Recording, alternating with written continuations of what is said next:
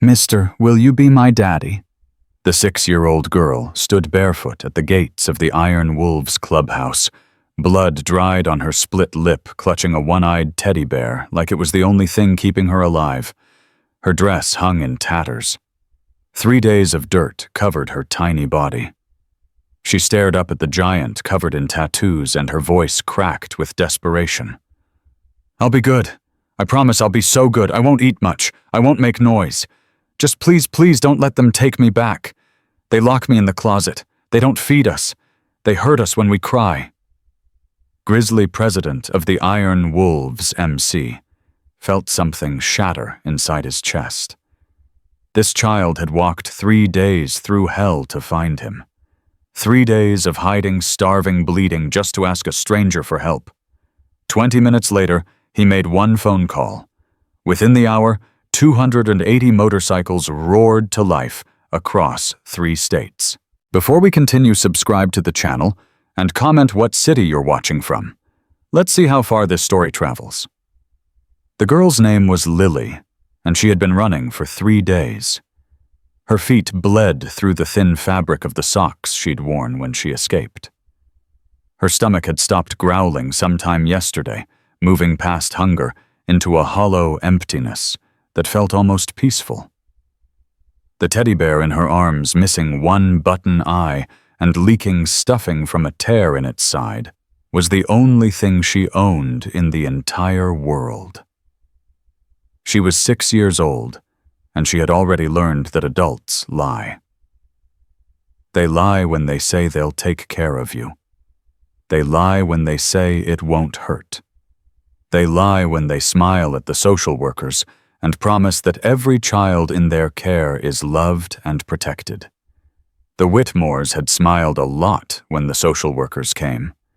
Lily pressed herself against the brick wall of the alley, her small body trembling from exhaustion and fear. She'd been hiding here since dawn, watching the street, waiting for the courage to do what she'd come here to do. The Iron Wolves clubhouse sat at the end of Harrison Street like a fortress of chrome and leather. Motorcycles lined up in front, gleaming in the afternoon sun. Men in leather vests moved in and out, their laughter carrying across the distance, their voices deep and rough in ways that should have terrified her. But Lily wasn't afraid of them. She was afraid of going back. "Just a little longer," she whispered to her teddy bear, her voice hoarse from 3 days without proper water. "We have to wait for the right one. The nice giant, remember him?" The teddy bear, of course, said nothing. But Lily remembered. 3 weeks ago, before the closet, before the worst of it, Diane Whitmore had taken all 12 children to the gas station as a show for the monthly inspection. The social worker was coming the next day, and the Whitmores needed the kids to look normal, happy, like children who went on outings and ate ice cream and smiled because they meant it. Lily had wandered toward the candy aisle, while Diane was distracted, not to steal, just to look. Just to remember what it felt like to want something sweet and actually get it. That's when she saw him. The giant. He must have been 6.5 feet tall, with shoulders wider than doorways and arms covered in tattoos that told stories she couldn't read. His leather vest had patches all over it, and on the back a snarling wolf that looked fierce enough to jump right off the fabric. He should have terrified her. But he was crouching down eye level with a little boy in a wheelchair holding out a candy bar. "Go on, take it," the giant had said, his voice surprisingly gentle for someone who looked like he could crush rocks with his bare hands. "Every kid deserves something sweet." The boy's mother had tried to refuse, embarrassed, explaining they couldn't afford it. The giant had just smiled, paid for the candy, and ruffled the boy's hair before walking out. Lily had watched the whole thing from behind a display of chips, her heart pounding with something she barely recognized anymore. Hope. If he was nice to that boy, maybe he'd be nice to her too. She'd memorized everything about him. The wolf on his vest, the name stitched above it, Grizzly, The way he moved confident, but not mean powerful, but not cruel. For 3 weeks, locked in the darkness of the punishment closet, Lily had held on to that memory like a lifeline. The nice giant who buys candy for kids. She would find him. She would ask him for help. And if he said no, well, at least she tried. The afternoon stretched on, and more men arrived at the clubhouse. Lily watched each one carefully searching for the wolf vest, for the name Grizzly, for the giant who'd shown kindness to a stranger's child. Her legs shook with exhaustion. Her vision blurred occasionally, and she knew she needed water soon, or she'd be in real trouble. But she couldn't leave. Not now. Not when she was so close. "Please," she whispered, though she wasn't sure who she was talking to. Her mother may be watching from wherever dead people went. "Please let him come." A car drove slowly past the alley, and Lily pressed herself deeper into the shadows, her heart hammering against her ribs. The Whitmores were looking for her. She knew that. She'd heard Victor on the phone with the police the night she ran, reporting her as a runaway, calling her disturbed and prone to lies. They'd make her sound crazy. They always did. Any kid who tried to tell the truth about what happened in that house was labeled a problem child, a liar, someone who couldn't be trusted. The system believed the Whitmores. The system always believed the Whitmores. But Lily wasn't going to the system. She was going to the nice giant. Another hour passed. The sun began its descent toward the horizon, painting the sky in shades of orange and pink. Lily's throat burned with thirst. Her head pounded. The teddy bear in her arms felt heavier than it should, and she realized she was swaying on her feet. Just a little longer, she told herself. Just a little. And then she saw him. The motorcycle rumbled down Harrison Street, chrome-gleaming engine growling like a living thing. The man riding it was exactly as she remembered, massive, covered in ink, with the snarling wolf on his back and the name Grizzly on his chest. Lily's heart stopped. He was really here. The nice giant was really here. She watched him park his bike at the front of the line, watched him swing off with the ease of someone who'd been riding for decades, watched him exchange greetings with the other men before heading toward the clubhouse door. Now or never. Lily pushed herself off the wall. Her legs almost buckled, but she caught herself, took a breath, and started walking. Every step felt like a mile. Every yard felt like a marathon. Her feet screamed in protest, her head spun, and her empty stomach churned with fear that had nothing to do with hunger. What if he said no? What if he laughed at her? What if he called the police and sent her back to the Whitmores? But she kept walking because the alternative was worse. The alternative was the closet, the darkness, the sound of Victor's belt, the smell of Diane's perfume as she locked the door and whispered, "Maybe next time you'll learn to be grateful." Lily reached the edge of the parking lot. The men noticed her immediately. Conversation stopped. Laughter died. A dozen pairs of eyes turned toward the small, dirty, barefoot child, standing at the edge of their territory, clutching a broken teddy bear like it was the only thing keeping her alive. "What the hell?" one of them muttered. "Is that a kid? Where'd she come from?" Lily's legs trembled, but she forced herself to speak. Her voice came out barely above a whisper, cracked and hoarse, but clear enough to carry across the sudden silence. "I'm looking for the giant who buys candy for kids." No one moved. No one spoke. Then a man in the back shifted, and Lily saw him. Grizzly. He was standing near the clubhouse door, frozen in place, staring at her with an expression she couldn't read. "That's you," Lily said, pointing at him with a hand that shook like a leaf in a storm. "You're the nice giant. I saw you. At the gas station. You gave candy to the boy in the wheelchair." Grizzly still didn't move. His face was stone, but something in his eyes had changed. Something had cracked open. "You said every kid deserves something sweet," Lily continued, her voice breaking. "You were nice to him. You were nice to a kid you didn't even know." The other men parted like water as Grizzly finally moved, walking toward her with slow, careful steps, like approaching a wounded animal that might bolt.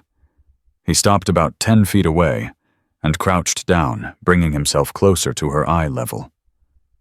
Up close, he was even bigger than she remembered, scarred and weathered and covered in ink that told stories of a life she couldn't imagine. But his voice when he spoke was the same gentle rumble she'd heard at the gas station. "What's your name, sweetheart?" "Lily." "Okay, Lily. What are you doing out here all alone? Where are your parents?" The question cracked something open inside her. The careful walls she'd built over 3 days of running, over 2 years of surviving the Whitmores, over a lifetime of learning that no one was coming to save her, they all crumbled at once. "My mommy's dead," Lily whispered, "and I don't have a daddy. I don't have anyone." Grizzly's jaw tightened. His hands resting on his knees curled into fists. "What happened to your lip, Lily? Who hurt you?" Lily's chin trembled. The tears she'd been holding back for 3 days finally spilled over, cutting clean tracks through the dirt on her face. "The people who were supposed to take care of me, the Whitmores. They hurt all of us. They lock us in the closet when we're bad. They don't give us enough food. They make the big kids hit the little kids, and if we tell anyone, they say we're lying and the adults believe them and it gets worse." She was sobbing now, the words tumbling out in a rush, all the pain and fear and hopelessness she'd carried for so long, finally breaking free. "I was in the closet for 2 days because I broke a plate. I didn't mean to. It slipped. But Mrs. Whitmore said I had to learn, and she locked me in, and it was so dark, and I was so scared, and no one came, and I thought I was going to die in there." Grizzly's entire body had gone rigid. Around them, the other bikers had moved closer, their faces shifting from confusion to horror to something darker, something dangerous. "How did you get out?" Grizzly asked, his voice tight with controlled fury. "There's a window in the basement, a little one. The big kids can't fit through it, but I could. I waited until everyone was asleep and I climbed out and I ran." "That was 3 days ago," Lily nodded, wiping her nose with the back of her hand. "I've been hiding, sleeping behind the church, eating from the trash cans. I was scared to ask anyone for help because adults always believe the Whitmores. They always send us back." Grizzly's eyes had gone hard as granite, but his voice remained gentle when he spoke to her. "So why did you come here, Lily? Why did you come looking for me?" This was it. The moment she'd been building toward for 3 days. The question she'd been terrified to ask because the answer might destroy her. Lily took a shaky breath, looked directly into Grizzly's eyes, and said the words that would change both of their lives forever. "Because you were nice to that boy for no reason. Because you didn't want anything from him. You just wanted him to have something sweet." Her voice dropped to barely a whisper. "Mister, will you be my daddy? I'll be good. I promise I'll be so good. I won't eat much. I won't make any noise. I'll do whatever you say. Just please, please don't let them take me back. I can't go back. I can't." The silence that followed was absolute. 20 men stood frozen, watching their president crouch before a 6-year-old girl who had just asked him to save her life. Grizzly didn't move for a long moment. His scarred face was unreadable, but something was happening behind his eyes, something breaking and rebuilding at the same time. Finally, he reached out and gently took Lily's small, dirty hand in his massive, calloused one. "Lily," he said, his voice rough with emotion he was barely containing, "I need you to listen to me very carefully. Can you do that?" She nodded, trembling. "You're safe now. Do you understand me? Whatever happens next, whoever tries to come for you, you are safe. No one is ever going to lock you in a closet again. No one is ever going to hurt you again. I give you my word." Lily's face crumpled. You mean it? I mean it. You'll be my daddy. Grizzly's jaw worked. His eyes glistened with something that might have been tears in a man who hadn't cried in 15 years. Yeah, sweetheart. If that's what you want, then yeah. I'll be your daddy. Lily collapsed forward into his arms, sobbing, her tiny body shaking with relief and exhaustion, and the overwhelming flood of emotions she'd been holding back for so long. Grizzly caught her, held her against his chest, wrapped his massive arms around her fragile frame, and something that had been dead inside him for 15 years began to breathe again. The other bikers watched in stunned silence. Some of them had children of their own. Some of them had nieces, nephews, grandkids they'd die for. All of them understood exactly what they'd just witnessed. A child had asked for help, and their president had answered. Shadow. Grizzly said, his voice cutting through the silence like a blade. Get everyone inside. Church, now. A man with a silver beard and cold eyes nodded once. What are we dealing with? Group home abuse. Multiple children. She says there are more kids still in that house, and I believe her. Grizzly stood lifting Lily easily in his arms. She clung to him like he was the only solid thing in a world made of quicksand. And Shadow, make the call. Shadow's eyebrows rose. The call, every chapter within 500 miles. I want them here by morning. These people hurt children, and they're about to find out what happens when you hurt someone under Iron Wolf's protection. Shadow's face split into something that wasn't quite a smile, but was somehow more terrifying. On it, Prez. Inside the clubhouse, Lily sat at a table with a blanket wrapped around her shoulders and a glass of water she'd drained in seconds. Someone had found crackers and peanut butter, and she was eating slowly, carefully, like someone who'd learned that food could be taken away without warning. Grizzly sat across from her, watching her eat, his heart breaking with every small, cautious bite. She was 6 years old. 6. The same age Emma had been when the drunk driver crossed the center line and took her from him forever. 15 years ago, Grizzly had buried his daughter, and with her, he'd buried himself. He'd thrown himself into the club, into the Brotherhood, into anything that would fill the hollow space where his heart used to be. He'd become harder, colder, more feared than any president before him. But he'd never forgotten Emma's face, her laugh, the way she'd climb into his lap and tell him he was the bestest daddy in the whole wide world. Now looking at Lily, dirty, starving, broken, but still fighting, he saw his daughter's ghost asking him for one more chance to be a father.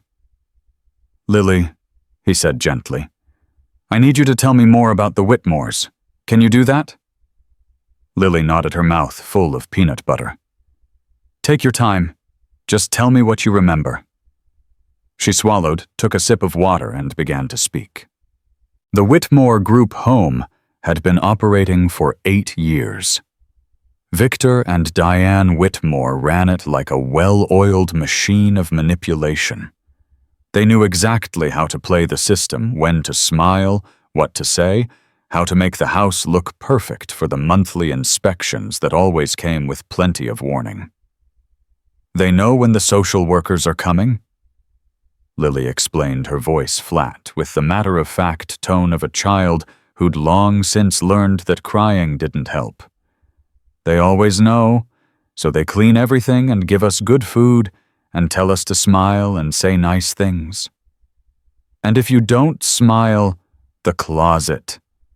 Grizzly's hands tightened on the table. Tell me about the closet. It's in the basement. It's small and dark, and there are bugs. Mrs. Whitmore says it's where bad children go to think about what they did wrong. Sometimes we're in there for a day, sometimes longer. Lily paused. Marcus was in there for 3 days once. He's 9. He tried to stop Mr. Soar, Whitmore, from hitting one of the little ones, and Mr. Whitmore broke his arm. A low growl rippled through the room. The brothers had gathered around listening, and every face wore the same expression of barely contained rage. "Marcus," Grizzly repeated. "Is he still there?" "Yes, all the kids are still there. 12 of us. Marcus tries to protect the little ones, but he's just a kid too. He can't stop them." "Does anyone know teachers, doctors?" Lily shook her head. "The Whitmores don't let us go to regular school. They homeschool us, which means Mrs. Whitmore gives us worksheets and locks herself in her room. And when we're sick, they don't take us to doctors. They say we're fine and give us Tylenol." "What about social workers? You said they come every month." "They believe the Whitmores." Lily's voice was bitter in a way no 6-year-old's voice should ever be. "Everyone believes the Whitmores. They donate money to the church. They go to town meetings. Mr. Whitmore plays golf with the police chief." Grizzly exchanged a look with Shadow. This wasn't just abuse. This was a system designed to protect abusers. "Lily," Grizzly said carefully, "you said they're looking for you. Do you know what they told the police? That I'm a runaway, that I'm disturbed, that I lie and make up stories for attention." Her lower lip trembled. "That's what they always say about kids who tell the truth. That's why no one ever helps us." The room was silent, except for the low rumble of bikes outside, more brothers arriving every minute in response to Shadow's calls. Then a man stepped forward. He was lean, sharp-featured, with intelligent eyes that missed nothing. His vest identified him as Cypher, and Grizzly knew his background, former FBI. 15 years of federal investigations before he left the Bureau and found a different kind of brotherhood. "Lily," Cypher said, crouching beside her. "I used to work for the government. My job was finding bad people and making sure they went to jail. Can I ask you some questions?" Lily looked at Grizzly, seeking permission. He nodded. "Okay," she said quietly. "I'm going to ask you to describe things very specifically. It might seem like strange questions, but everything you tell me could help us stop these people. Can you do that?" "I think so." "Good girl. Let's start with the house. Can you tell me how many rooms are on each floor?" For the next 2 hours, Cypher led Lily through a methodical interview that would have impressed any federal prosecutor. The 6-year-old described floor plans identified where punishment tools were kept, detailed schedules of abuse, named every child in the house, and what had been done to them. A woman appeared at some point, one of the few female members of the club. Her road name was Mother Hen, and her background was 20 years as a social worker before the system broke her, and she found a different way to help people. She documented Lily's injuries with photographs and clinical notes, her face growing darker with every bruise she catalogued. "These are defensive wounds," Mother Hen said quietly to Grizzly, pointing to marks on Lily's forearms. She was trying to protect her face when someone hit her. "And these," she indicated older scars, faded yellow bruises. "These are weeks old. This has been happening for a long time." "How long have you been at the Whitmore's house, Lily?" Grizzly asked. "Since my mommy died. 2 years." 2 years. 2 years of beating, starvation, and closet time. 2 years of a system that was supposed to protect her failing at every turn. Grizzly's vision went red at the edges. "Prez," Shadow's voice cut through his fury. "We got a problem." "What?" "Police are on their way. Someone called in a report of a missing child at the clubhouse." The Whitmores had found her. Grizzly moved fast. "Mother Hen, take Lily to the back room. Stay with her. Don't let anyone talk to her without me present." "On it." "Cypher, I need everything documented and copied before those cops get here." "Already done. I've got backups on 3 different servers." "Shadow, how many brothers do we have on site?" 47. More coming every hour." "Good.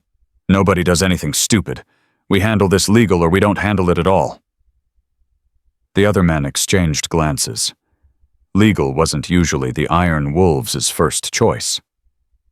"I mean it," Grizzly said, his voice hard as steel. "That little girl in there has been failed by every system that was supposed to protect her. We're not going to fail her too. We do this right. We build a case so airtight that those bastards never see daylight again. Understood?" A chorus of agreement rumbled through the room. 2 minutes later, a patrol car pulled up outside. Grizzly walked out to meet it, his face carefully neutral, his rage locked down tight. 2 officers stepped out. One was young, nervous, clearly uncomfortable at a motorcycle clubhouse. The other was older, experienced, and his eyes swept the assembled bikers with professional assessment. "Evening, officers," Grizzly said. "What can we do for you?" The older cop stepped forward. "We got a report that you're harboring a runaway. 6-year-old girl, brown hair, answers to Lily." "She's here." Both cops tensed. "She came to us for help," Grizzly continued. "She's been severely abused at the Whitmore group home. She has injuries consistent with long-term physical abuse, and she's provided detailed testimony about crimes against multiple children." The older cop's expression flickered. "The Whitmores reported her as a disturbed child with a history of lying." "Of course they did. That's what abusers do when their victims try to tell the truth. Sir, I'm going to need you to release the child into our custody." "Happy to, as soon as you get a judge to sign an order. Until then, she's under our protection, and I've got 47 witnesses who'll testify that she came here voluntarily seeking help." The younger cop's hand drifted toward his weapon. Instantly, the bikers behind Grizzly shifted, not threatening, but very clearly ready. "Easy," the older cop said, putting a hand on his partner's arm. "Nobody needs to do anything stupid here." "Agreed," Grizzly said, "which is why I'm going to give you something." "Officer, what's your name?" "Sergeant Morrison." "Sergeant Morrison, I'm going to give you documented evidence of systematic child abuse at a licensed group home in your jurisdiction. Photographs of injuries, detailed testimony from a victim, names of other children currently at risk. What you do with that information is up to you." Grizzly pulled out a folder that Cypher had prepared and handed it over. Morrison opened it. His face changed as he flipped through the pages. "Jesus Christ," he breathed. "That little girl in there ran away from that house with nothing but a teddy bear. She walked for 3 days, slept behind a church, ate from trash cans. And she came here to a motorcycle club because she'd rather take her chances with us than go back to the people who were supposed to protect her." Morrison looked up from the folder. Something had shifted in his eyes. "What do you want? I want you to do your job. Protect that child. Investigate those crimes. And if you can't or won't do that, then at least stay out of our way while we make sure someone does." A long moment passed. Then Morrison closed the folder and nodded. "I know Detective Santos," he said quietly. "She's been trying to build a case against the Whitmores for 2 years. She'll want to see this." Grizzly felt the first flicker of real hope since Lily had appeared at his gates. "Then get her here. Tonight." Dr. Soon. Detective Maria Santos arrived at the Iron Wolves clubhouse at 11:47 p.m. She was in her 40s, sharp-eyed, with the weary determination of someone who'd spent years fighting battles the system didn't want her to win. She walked into a room full of bikers. Like she owned the place, nodded once at Grizzly and said, "Show me what you've got." An hour later, she was sitting across from Lily, listening to the same story the little girl had already told, twice asking gentle questions that filled in gaps and clarified details. "You've been trying to get these people for 2 years," Grizzly said quietly, watching from the corner. "Why couldn't you?" Santos's jaw tightened. "Politics. The Whitmores donate to the mayor's re-election campaign. Victor Whitmore golfs with the police chief. Every time I get close to building a case, something happens. Witnesses recant. Evidence disappears. Investigations get reassigned. Not this time. No. Santos looked at him, and for the first time, something like hope flickered in her tired eyes. Not this time. This child's testimony combined with your documentation, combined with my 2 years of investigation, we've got enough for warrants. Real warrants signed by a judge who doesn't owe the Whitmores any favors. How soon? I can have them by morning. Outside, the rumble of more motorcycles announced the arrival of another chapter. The parking lot was overflowing now, brothers from across 3 states answering the call. Santos looked out the window at the growing army and shook her head. You know, when I got Morrison's call, I thought this was going to be a nightmare. Biker gang holding a child hostage, that kind of thing. We're not holding her hostage. We're keeping her safe. I know that now. She turned back to face him. How many more are coming? As many as it takes. And what exactly are you planning to do with them? Grizzly met her eyes. Whatever we have to. Those children in that house are going to be rescued tomorrow. The Whitmores are going to be arrested. And everyone in this town is going to see that when the system fails to protect kids, someone else will step up. Santos studied him for a long moment. The Whitmores will lawyer up. They'll claim the children are lying. They'll try to spin this as some kind of biker intimidation. Let them try. You're not worried. Detective, I've got 280 men ready to ride at dawn. I've got a former FBI agent documenting everything. I've got a retired social worker with 20 years of experience in child welfare cases. And I've got a 6-year-old girl who was brave enough to walk 3 days through hell to ask a stranger for help. Grizzly's voice hardened. The Whitmores should be the ones who are worried. Santos allowed herself a small smile. You know, this might actually work. It's going to work. Because of the bikers? Because of Lily? Grizzly looked over at the little girl now asleep on a couch, with Mother Hen watching over her, the battered teddy bear still clutched in her arms. That kid survived things that would break most adults. She ran when everyone else stayed. She asked for help when everyone told her no one would believe her. She's the bravest person I've ever met. She's 6 years old. Yeah, she is. And tomorrow she's going to watch the people who hurt her get taken away in handcuffs. And then she's going to know for the first time in her life that the world isn't completely broken. Santos was quiet for a moment.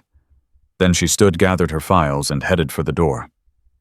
I'll have those warrants by 6 a.m. You have your people ready to ride by then. They're ready now. Good. She paused at the threshold. And Grizzly, thank you for believing her, for caring enough to do something. After she left, Grizzly walked over to where Lily slept. He knelt beside the couch, watching the slow rise and fall of her small chest, the way her fingers tightened around her teddy bear even in sleep. Hey, Prez, Shadow's voice came from behind him. We're at 212 bikes now, more coming in every hour. The demons from Nevada just confirmed they're sending 50 riders. The Iron Horse chapter out of Wyoming is bringing another 40. Grizzly didn't take his eyes off Lily. Good. Brother, I gotta ask. You sure about this taking in a kid, I mean? It's been 15 years since... I know how long it's been. Shadow fell silent. She asked me to be her father, Shadow. She looked at me with those eyes and asked me to save her. You think I could say no to that? I think it's going to change everything. Maybe everything needs to change. A long pause. Then Shadow's hand landed on Grizzly's shoulder, a silent show of support. Then we're with you, brother. All the way. Grizzly reached out and gently brushed a strand of hair from Lily's sleeping face. Tomorrow he would lead an army to rescue children from monsters. Tomorrow he would show a little girl that sometimes when you're brave enough to ask for help, help actually comes. Tomorrow everything would change. But tonight, he would stay right here, watching over the daughter he never expected to have, making sure no shadows touched her dreams. Outside, the rumble of motorcycles continued through the night. The iron wolves were gathering, and by dawn, the Whitmores would learn what it meant to hurt a child under their protection. Lily woke, screaming. The nightmare had found her again, the same one that had haunted her for 2 years. The closet, the darkness, the sound of the lock clicking into place. Mrs. Whitmore's voice through the door, cold and satisfied. Maybe now you'll learn to be grateful. But this time, when she opened her eyes, she wasn't alone. Grizzly was there, kneeling beside the couch, his massive hand gentle on her shoulder. "You're safe," he said, his voice cutting through her panic. "You're safe, Lily. I've got you." She threw herself into his arms, sobbing, her small body shaking so hard she couldn't breathe. He held her, said nothing, just let her cry, until the terror began to fade. "I thought I was back there," she whispered against his chest. "I thought it was all a dream." "It wasn't a dream. You're here. You're with me. And you're never going back to that place. Promise. I promise."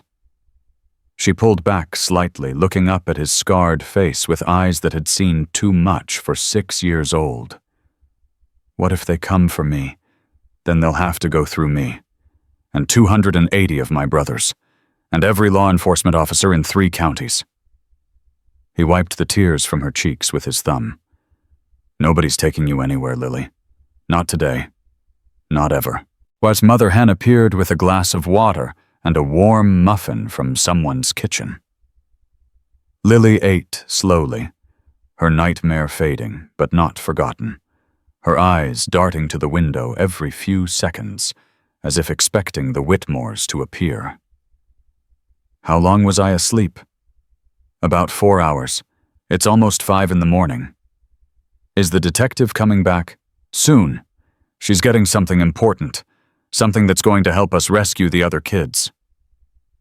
Lily's face crumpled. Marcus, and Sophie, and little Daniel, they're still there. Mr. Whitmore is probably so mad that I ran. What if he's hurting them because of me? That's not your fault. You hear me? Nothing those people do is your fault. But Marcus, we're going to get Marcus. We're going to get all of them. Today. Lily stared at him. Today. For the first time since she'd arrived at the clubhouse, something like hope flickered in her eyes. You mean it? I mean it. Outside the parking lot had transformed overnight. Motorcycles stretched in every direction, chrome gleaming in the pre-dawn darkness, more arriving every few minutes. The rumble of engines had become a constant background thunder, the heartbeat of an army assembling. Shadow appeared in the doorway, his silver beard catching the light from inside. "Prez, we've got a problem." Grizzly's jaw tightened. "What kind of problem? The kind that wears a badge and golfs with Victor Whitmore." Chief Harold Patterson arrived at the Iron Wolves clubhouse at 5:23 a.m., flanked by 4 officers and a self-satisfied smile that said he thought he'd already won. He was a big man, soft around the middle, with the kind of face that smiled a lot, but never meant it. He'd been police chief for 12 years, and in that time he'd learned exactly how to play the game. The right donations to the right campaigns, the right friendships with the right people, the right blind eye to the right crimes. Victor Whitmore had been his golf partner for 8 of those years. "Morning, gentlemen," Patterson said, his voice carrying the false friendliness of a man who thought he held all the cards. "I understand you've got something that belongs to the Whitmores." Grizzly stepped forward, positioning himself between the chief and the clubhouse door. "Something? The girl, Lily.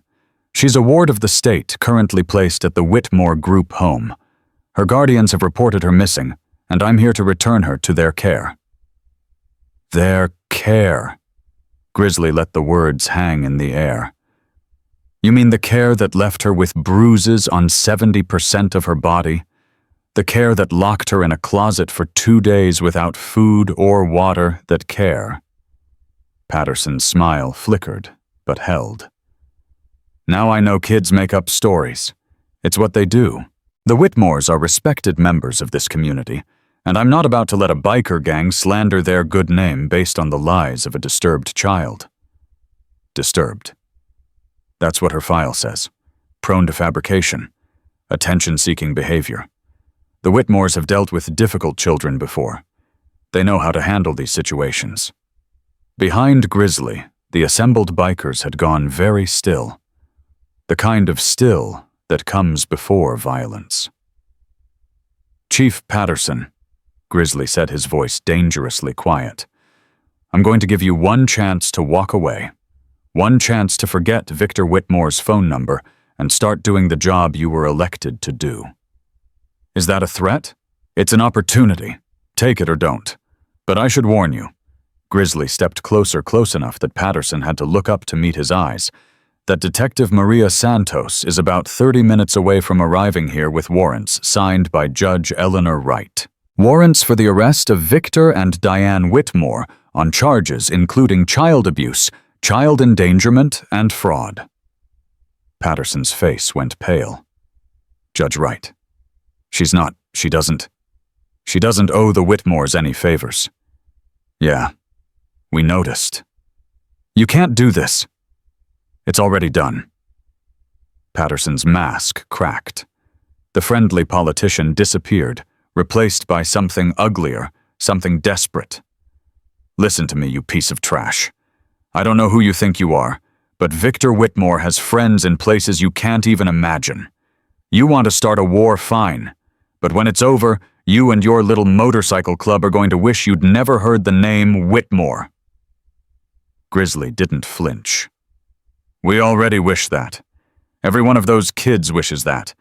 Now get off my property before I have you arrested for obstruction of justice. Obstruction? I'm the chief of police, and Detective Santos has documented evidence that you've been actively suppressing investigations into the Whitmore Group home for the past 2 years. Evidence that's currently being reviewed by the State Attorney General's office. Grizzly smiled, and there was nothing friendly in it. So like I said, walk away, while you still can. Patterson stood, frozen calculations running behind his eyes. Fight or flight, double down or retreat. He chose retreat. This isn't over, he spat, backing toward his cruiser. You think you've won something here? Victor has lawyers, important friends, connections you can't even... Goodbye, Chief! Patterson slammed his car door and peeled out of the parking lot, leaving a cloud of dust and fury behind him. Shadow let out a low whistle. Well, that's going to make the morning interesting. Get everyone ready, Grizzly said. We ride in 1 hour. Detective Santos arrived at exactly 6:00 a.m., her face tight with barely contained excitement. We got them, she said, waving a folder thick with official documents. Search warrants, arrest warrants, emergency custody orders for all 12 children. Judge Wright signed everything. A cheer went up from the assembled bikers. But we need to move fast, Santos continued. Patterson just called in every favor he has. The Whitmores know something's coming. If we don't get there before they can destroy evidence or move the kids, then let's stop talking and start riding. The convoy formed with military precision. 280 motorcycles organized into groups of 20 each, with a designated leader and a specific role to play. Group 1 would accompany law enforcement to the Whitmore property. Group 2 would secure the perimeter. Group 3 would remain mobile, ready to respond to any surprises. And at the front of it all, on a custom Harley with a sidecar attached, rode Grizzly. Lily sat beside him in that sidecar, her teddy bear clutched tight, her eyes wide with a mixture of fear and fierce determination. You don't have to come, Grizzly had told her. You can stay here where it's safe. No. Her voice had been small, but certain. I want to see. I want to watch them get taken away. I want Marcus to know I didn't forget him. So she rode with him, this tiny warrior, in a torn dress, surrounded by an army of leather and chrome that had assembled just for her. The sun was just breaking over the horizon when the convoy rolled out. The sound was unlike anything the town had ever heard. 280 Harley-Davidson engines firing in sequence, creating a mechanical roar that shook windows and stopped traffic and announced to everyone within earshot that something momentous was happening. People came out of their houses to stare. Some filmed on their phones. Others just watched slack-jawed as an endless river of motorcycles thundered past. The ride to the Whitmore Group home took 17 minutes. 17 minutes of growing tension. 17 minutes of Lily's small hand gripping Grizzly's arm through the sidecar. 17 minutes of bikers exchanging glances that said they were ready for whatever came next. The Whitmore Group home sat at the end of a quiet residential street, a 2-story house that looked normal from the outside. Pleasant even. The kind of place that made neighbors think, what a nice family taking in all those children. No one saw what happened behind closed doors. No one wanted to see. The convoy split as they approached bikes peeling off to form a perimeter around the entire block. By the time Grizzly's group reached the front gate, there was no way in or out of the property without passing through a wall of iron wolves. Victor Whitmore was standing on the front porch. He was a tall man, thin with the kind of face that photographers loved, all sharp angles and distinguished gray hair. He wore a suit, even at 6 in the morning, the uniform of respectability, and his expression was a perfect mixture of confusion and outrage. Diane stood behind him, her arms crossed, her face pinched with the particular anger of someone who was used to getting away with everything. "What is this?" Victor demanded as Detective Santos approached with 4 officers behind her. "What the hell is this?" Santos held up the warrant. "Victor Whitmore, Diane Whitmore, you are under arrest for child abuse, child endangerment fraud, and conspiracy. You have the right to remain silent." "This is insane." Harold, where are you? Chief Patterson is currently being questioned by state investigators regarding his role in suppressing evidence of your crimes," Santos said calmly. "He won't be helping you today." Victor's face went red, then white, then a mottled purple. "You can't do this. Do you know who I am? Do you know who my friends are? I know exactly who you are, Mr. Whitmore. I've known for 2 years." Santos stepped closer, and her voice dropped to something cold and hard. "I've seen the medical records you hid. I've read the reports you buried. I know about every child you hurt and every payment you stole from the state while those children went hungry. I want my lawyer." "You'll get your lawyer after you're booked."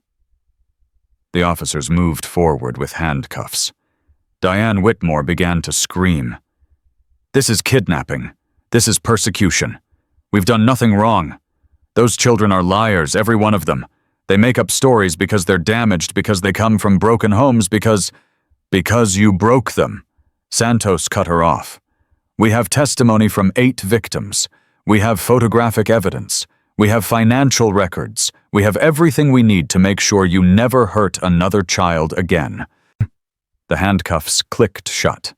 Victor Whitmore looked out at the sea of motorcycles surrounding his property, at the cameras filming everything at the neighbors who had come out to watch his empire crumble. And then his eyes found Lily. She was standing beside Grizzly's motorcycle, still clutching her teddy bear, but no longer hiding, no longer afraid. She met his gaze with something that looked almost like pity.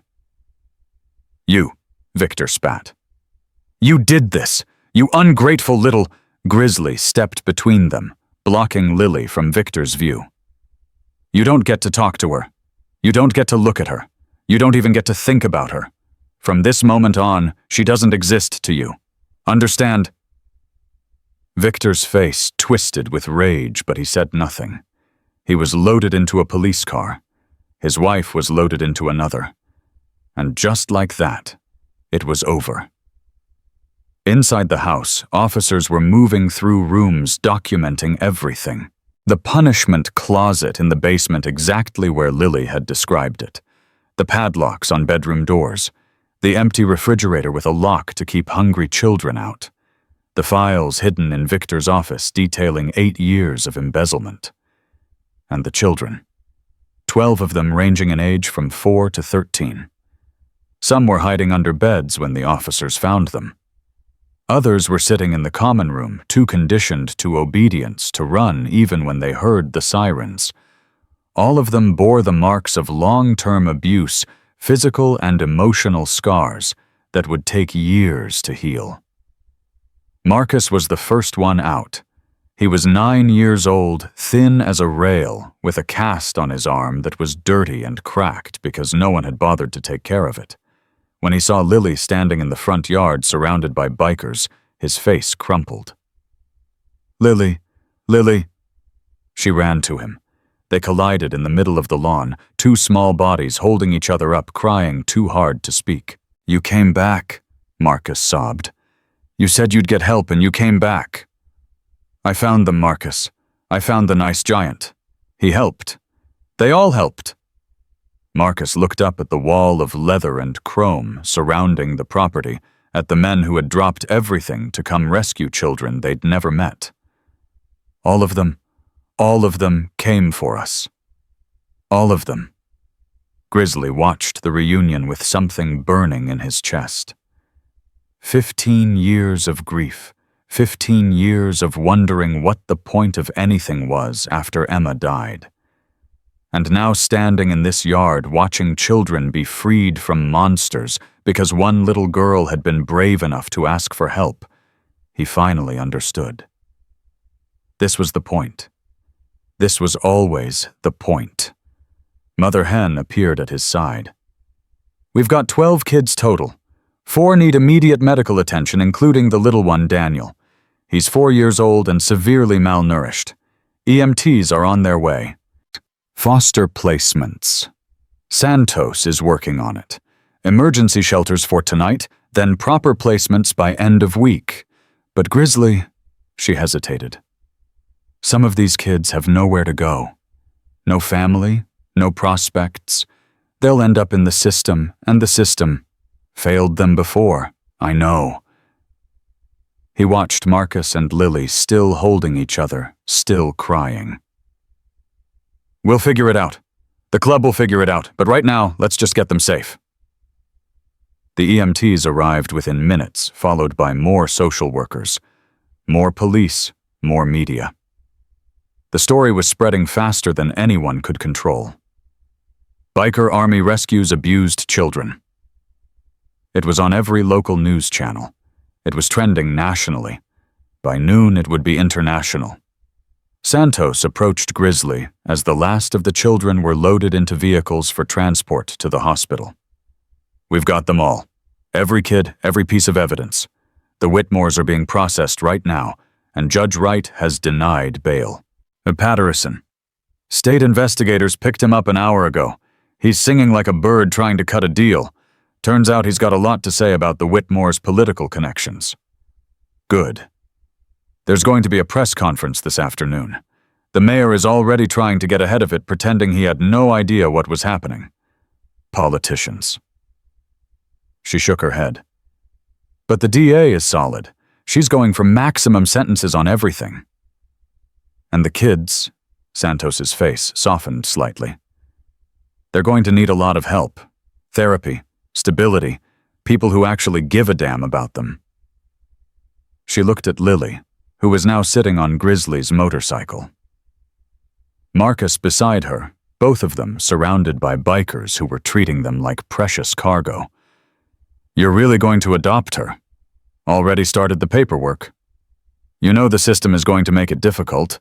Single-man motorcycle club president, criminal record. I've got a former FBI agent and a retired social worker ready to testify on my behalf. I've got 280 character witnesses, and I've got a little girl who asked me to be her father." Grizzly's voice hardened. The system can make it as difficult as it wants. I'm not backing down." Santos studied him for a long moment. "You know, when I started this case 2 years ago, I thought I was going to have to take down the Whitmores by myself. I thought no one else cared enough to fight. People care. They just need someone to show them how. And that someone turned out to be a motorcycle club. Life's full of surprises." She almost smiled. "Yeah, I guess it is." The convoy began to reform for the ride back to the clubhouse. But before Grizzly could mount his bike, a small hand tugged at his jacket. Lily stood looking up at him, her teddy bear in one arm, her other hand reaching for his. "Is it really over?" He crouched down to her level.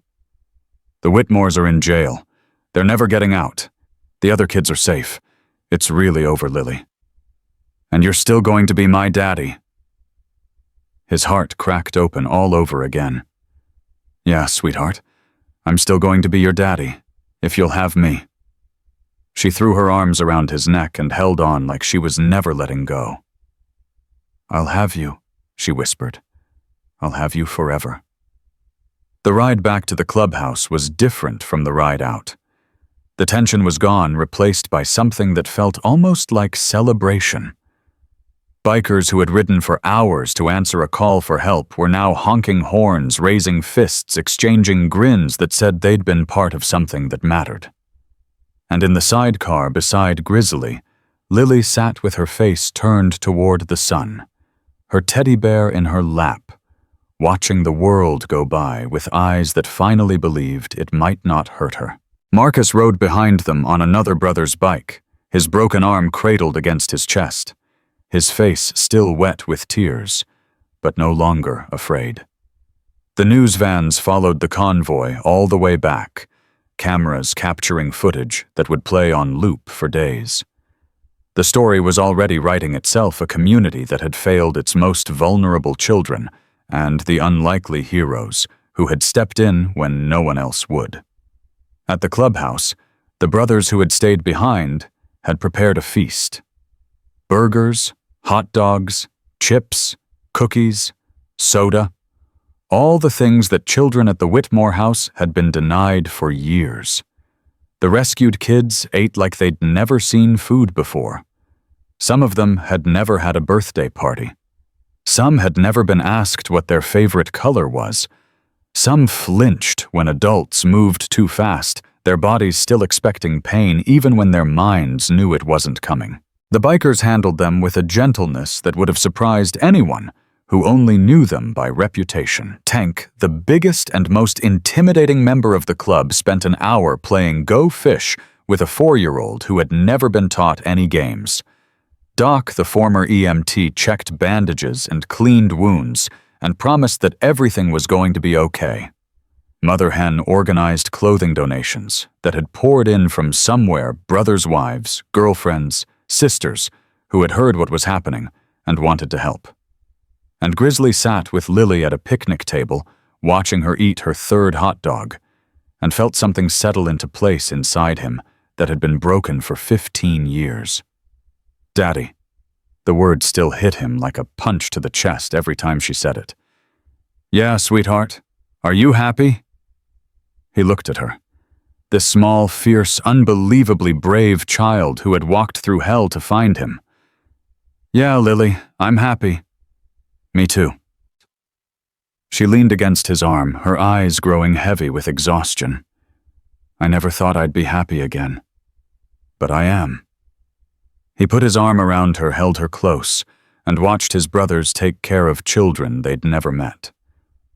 This was what family looked like. Not blood. Not obligation. Not the system that was supposed to protect but failed at every turn. Just people who showed up. People who cared. People who answered when someone asked for help. The sun was setting over the clubhouse when Shadow approached with news. "Just got word from Santos. The DA held her press conference. She's charging the Whitmores with 47 counts across 12 victims. Federal charges are coming too for the fraud. They're looking at life." "Good." And Grizzly Patterson flipped completely, He's giving up everyone, the mayor, 2 city council members, a family court judge who is rubber-stamping placements without investigation. This thing is going to blow the whole town apart. Maybe it needs to be blown apart. Maybe that's the only way to build something better. Shadow was quiet for a moment. Then, "You know what the brothers are saying? They're saying this is the most important thing the club has ever done. Not the rides, not the rallies, not any of the business. This. Saving those kids." Grizzly looked at Lily, now asleep against his side, her teddy bear clutched in her arms. "They're right. So what happens now? Now we make sure those kids have somewhere to go. Now we make sure the system actually works for once. Now we show this town, this country, that when children need protecting, someone will step up. And Lily stays with me, forever." Shadow nodded slowly. "You know something, Pres Emma would be proud of you." Grizzly's throat tightened at the mention of his daughter's name. "You think so?" "I know so. She'd look at what you did today and she'd say, 'That's my daddy,' just like she always did." For the first time in 15 years, Grizzly let himself remember Emma without the crushing weight of grief. He remembered her laugh, her smile, the way she'd climb into his lap and tell him he was the best daddy in the world. And he understood finally that loving Lily wasn't a betrayal of Emma's memory. It was a way of honoring it. "Thank you, Shadow." "For what?" "For answering the call. All of you. For being here when it mattered." Shadow gripped his shoulder. "That's what brothers do, Prez. That's what we've always done." The night settled over the clubhouse, soft and quiet, after the chaos of the day. Most of the children had been transported to emergency shelters, though Santos had promised they'd have proper placements by end of week. Marcus was staying with a foster family that specialized in trauma cases, a couple who had already begun the process of making him feel safe. But Lily stayed with Grizzly. She slept in the back room of the clubhouse that night, Mother Hen keeping watch, while Grizzly sat outside and stared at the stars and wondered how his life had changed so completely in less than 48 hours. 2 days ago, he had been a man running from grief. Tonight, he was a father again.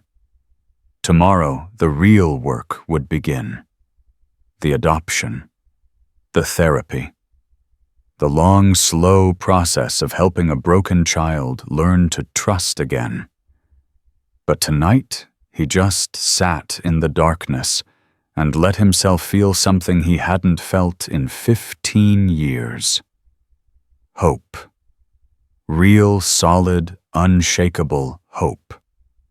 Lily had asked for a father. And against all odds, she had found one. 3 days after the arrests, Victor Whitmore's lawyer held a press conference.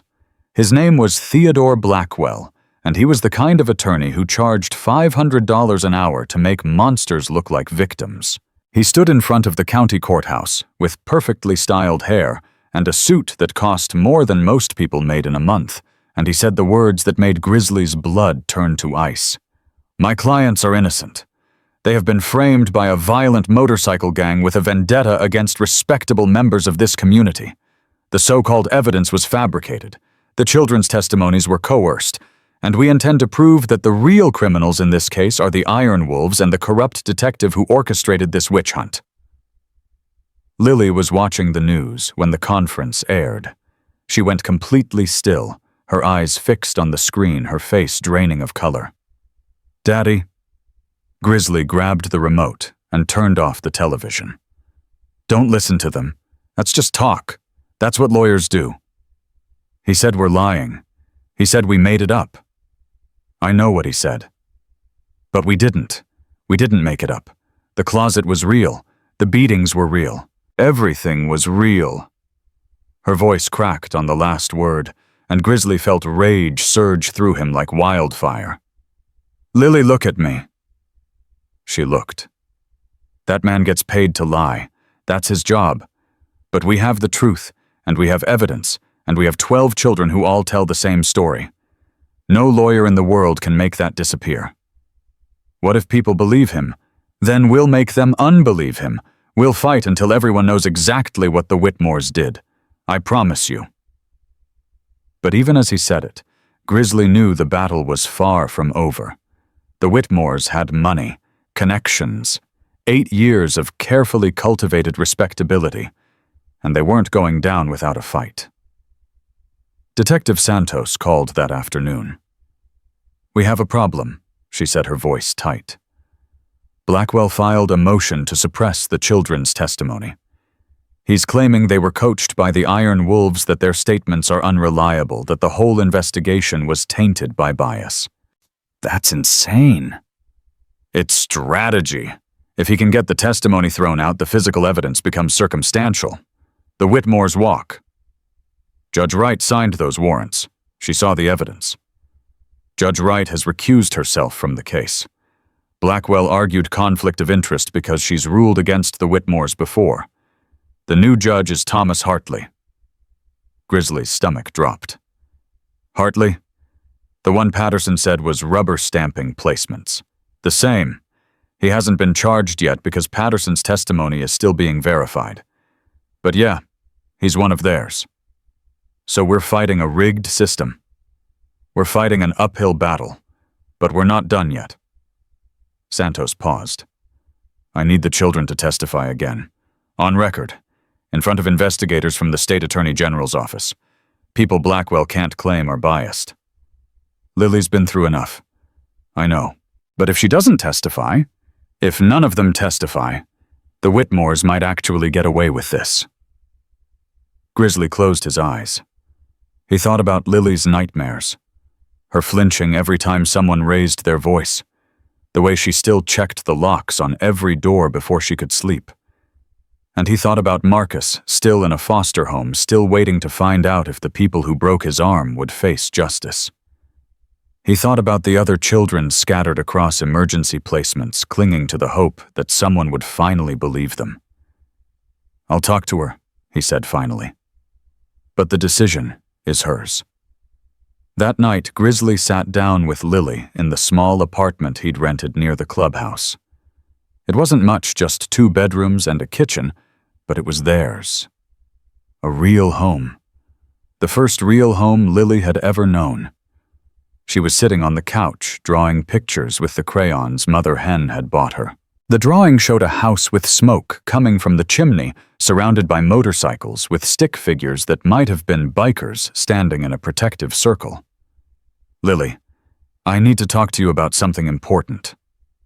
She put down her crayon and looked at him with eyes that had seen too much. The Whitmore's lawyer, you heard? Some of the brothers were talking about it. They think he's going to try to get them out of jail. He's going to try. But there's something we can do to stop him. What? You'd have to tell your story again. To different people this time. Important people from the government who will listen and write down everything you say. And it might be hard. It might make you remember things you don't want to remember. Lily was quiet for a long moment. Will it help Marcus and Sophie and the others? Yes. Will it make sure the Whitmores never hurt anyone again? That's what we're hoping for. And she picked up her crayon and went back to her drawing. For a minute, Grizzly thought she was done talking, that she needed time to process. Then she spoke, and her voice was steady. I'll do it. Lily, I'll do it, Daddy. I don't want to. I'm scared, but if I don't, they might get away. And then some other little girl will end up in that house, and she'll get locked in the closet, and maybe she won't be brave enough to run. Maybe she won't find a nice giant to help her. Her eyes met his. I have to be brave for her. The girl who might come after me. Grizzly's throat closed completely. This child, this incredible, impossible child who had walked through hell and come out the other side, still thinking about how to protect others. You're the bravest person I've ever known, he said. I learned it from you. No, you came to me already brave. I'm just trying to keep up. She smiled, and it was the first real smile he'd seen from her since the lawyer's press conference. "We're going to win, right, Daddy? We're going to win." The state investigators arrived 2 days later. There were 3 of them, led by a woman named Catherine Moore, who had spent 20 years prosecuting child abuse cases and had the kind of eyes that missed nothing. She set up in a conference room at the county courthouse, away from Judge Hartley's courtroom, away from anything the Whitmores' connections could touch. Lily testified for 4 hours. She described the closet in detail. The darkness, the bugs, the way her own breathing sounded too loud in the silence.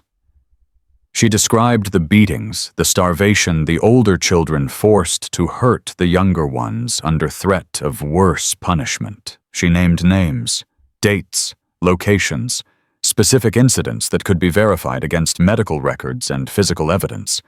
And through it all, she never wavered. Moore's team was impressed.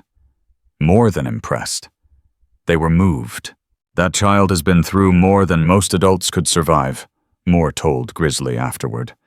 And she told her story with clarity, consistency, and courage that I've rarely seen in witnesses 3 times her age. Will it be enough? Combined with the other children's testimony, combined with the physical evidence, combined with the financial records showing embezzlement. Moore allowed herself a small smile. "Theodore Blackwell can file all the motions he wants. We're going to bury the Whitmores." But the Whitmores weren't done fighting. The following week, someone broke into Santos's car and stole her laptop. Every backup file she had on the case was on that laptop. Interview transcripts, witness statements, 2 years of investigative notes. Santos called Grizzly at midnight, her voice shaking with rage. "They think this is going to stop us. They think if they destroy my files, the case falls apart." "Does it?" "No. Cypher made copies of everything. 3 different servers, like he said. But the fact that they tried, the fact that they're this desperate." She took a breath. "These people are dangerous, Grizzly. Not just the Whitmores. Everyone connected to them. Everyone who's been covering for them all these years." "I know. They're going to come after you next. After the club. After Lily. Let them come. I'm serious. You need to be careful. You need to—" "Santos, I've spent 30 years building a brotherhood that will ride through fire for each other. You think I'm afraid of some corrupt politicians and their hired muscle? I think you have a 6-year-old daughter now. I think that changes the calculation." She was right. It did. "What do you suggest?" "Increased security. Don't let Lily out of your sight. And maybe—" She hesitated. "Maybe consider whether staying in this town is the safest option." "Run? You want me to run?" "I want you to survive. I want Lily to survive." Grizzly was quiet for a long moment. "We're not running. Running is what they want. Running means they win. But you're right about security. I'll handle it." The next morning, 12 iron wolves moved into the apartment complex where Grizzly lived. They took shifts patrolling the building. They escorted Lily to and from her therapy appointments. They watched every car that drove down the street, every stranger who came too close. Lily noticed. "Why are there so many uncles around all the time?" "Because they love you and they want to make sure you're safe." "Is someone trying to hurt us?" Grizzly crouched down to her level. "There are some bad people who don't want to go to jail. They're trying to scare us. But they can't hurt us, Lily. Not with the whole club watching. Not with everyone protecting you. Like the Whitmores couldn't hurt me anymore after you found me. Exactly like that." She considered this. "Okay, but can Uncle Tank teach me how to throw a punch just in case? Despite everything." Grizzly laughed. "Yes, sweetheart. Uncle Tank can teach you how to throw a punch." The first major victory came 3 weeks later. Catherine Moore's team had completed their investigation, and the results were devastating for the Whitmores. The state attorney general held a press conference announcing that federal charges were being added to the state charges, including wire fraud, tax evasion, and conspiracy to deprive citizens of their civil rights. Theodore Blackwell stood at his own podium across town looking considerably less confident than he had 3 weeks ago. "My clients maintain their innocence and look forward to their day in court." But everyone could hear the desperation in his voice. Judge Hartley quietly recused himself from the case after state investigators began asking questions about his relationship with the Whitmores. The new judge was a woman named Patricia Vance, known for her zero-tolerance policy on crimes against children. The trial date was set for 2 months out.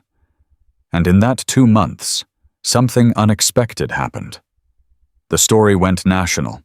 A documentary crew had been following the case since the arrests, and their footage aired on a major streaming platform under the title "Angels in Leather: How a Motorcycle Club Saved 12 Children." It showed everything: the rescue, the testimonies, the community rallying around the children. And at the center of it all, Lily and Grizzly, the little girl who asked a stranger to be her father, and the man who said yes. The response was overwhelming. Donations poured in from across the country. Offers of support. Messages from survivors of similar abuse who finally felt seen. Calls from politicians promising to reform the foster care system. Interview requests from every major news outlet in America. And something else. Letters, thousands of them, from children in bad situations who had seen Lily's story and found hope. From adults who had survived similar childhoods and wanted her to know it got better. From complete strangers who just wanted to say, "You're not alone." Lily read every single one. "Daddy, look at this one." She held up a letter written in careful, childish handwriting. "It's from a girl named Sophie. She lives in Texas. She says her foster family is mean too, but now she knows she can ask for help because I did. That's because you're brave, sweetheart, and your bravery is helping other kids be brave too. Is that why we did the documentary? So other kids would know. That's exactly why." She thought about this. "Good. I want everyone to know. I want every kid who's scared to know that someone will help them if they just ask." The trial began on a cold Monday in November. The courthouse was packed. Media vans lined the street. Protesters held signs demanding justice for the children. And inside, Theodore Blackwell faced the impossible task of defending the indefensible. The prosecution presented their case methodically, devastatingly. Medical records showing patterns of abuse, financial documents proving embezzlement, testimony from social workers who had been misled, testimony from neighbors who had suspected, but never reported. And then, one by one, the children took the stand. Marcus went first. His arm had healed, but the cast had left it slightly crooked, a permanent reminder of what Victor Whitmore had done. He described protecting the younger children. He described the punishment that followed. He grabbed my arm and twisted it until I heard it crack. Marcus said, his voice steady. He said that's what happens to heroes who try to fight back. Sophie went next. She was 8 years old and spoke so quietly the judge had to ask her to raise her voice twice. But her words were devastating. "Mrs.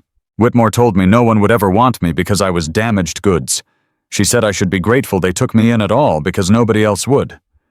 Daniel, just 4 years old, couldn't testify directly. But his medical records spoke for him. Malnutrition, untreated infections, developmental delays caused by neglect. And finally, Lily. She walked to the witness stand in a blue dress Mother Hen had helped her pick out her teddy bear left behind for the first time since she'd arrived at the clubhouse. She looked small and fragile and impossibly brave. The prosecutor asked her to describe her time at the Whitmore house. Lily told them about the closet. It was in the basement. It was small, maybe as big as a bathtub. There were no lights. There were bugs, but I couldn't see them. I could only feel them crawling on me. And it smelled bad, like something died in there. She told them about the hunger. They locked the refrigerator. If we wanted food, we had to earn it by doing extra chores. But sometimes, even if we did the chores, they said we didn't do them good enough and we didn't get to eat. She told them about the beatings. Mr. Whitmore used a belt. Mrs. Whitmore used her hands, but she had long nails, and they would scratch. Lily touched her forearm, where faint scars were still visible. She said we had to learn to be grateful. The courtroom was absolutely silent. Then the prosecutor asked the question everyone was waiting for. "Lily, why did you run away? Why did you go to the Iron Wolves for help?" Lily looked across the courtroom at Grizzly sitting in the front row, his face carved from stone, but his eyes glistening.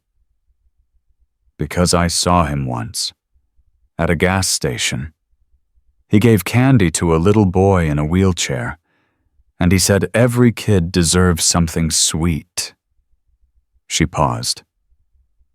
"Nobody at the Whitmore house ever gave us anything sweet. Nobody ever said we deserved anything. So when I needed help, I thought maybe the nice giant would be different. Maybe he would believe me when nobody else did." "And did he believe you?" "Yes." Lily's voice cracked. "He believed me. And he saved me. He saved all of us." The defense's cross-examination was brutal. Blackwell tried every tactic in his playbook. He suggested Lily had been coached. He implied her memories were unreliable. He pointed out inconsistencies between her earliest statements and her testimony. But Lily held firm. "I'm not lying," she said, looking directly at the jury. "I'm not confused. I know what happened to me. I have nightmares about it every single night. And I know the difference between truth and lies because the Whitmores tried to teach me to lie every time the social workers came. I had to pretend to be happy. I had to say everything was fine. But it wasn't fine. It was never fine." Blackwell sat down. The prosecution rested. The jury deliberated for 6 hours. When they returned, the foreman stood and read the verdicts in a voice that carried through the silent courtroom. Victor Whitmore. Guilty on all counts. Child abuse. Child endangerment. Fraud. Conspiracy. Diane Whitmore.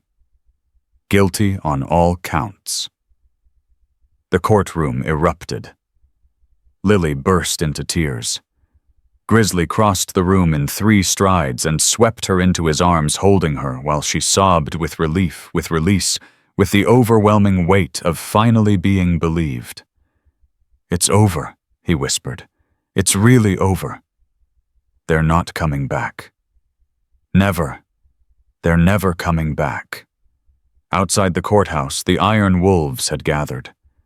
200 motorcycles. Brothers who had ridden from across the country to be there for the verdict. They raised their fists when the news reached them, and the roar that went up could be heard for blocks. Santos found Grizzly in the crowd. "Sentencing is in 3 weeks. The DA is pushing for maximum on everything. We're looking at 25 to life for Victor, 18 to life for Diane. And Patterson pled guilty this morning, 10 years. He's testifying against everyone else in exchange for a lighter sentence. The judge, Hartley, under investigation, should be arrested by end of week." Grizzly nodded slowly. "It's not enough. Nothing will ever be enough to undo what those kids went through. No, but it's something. It's justice. And sometimes that's all we can give them."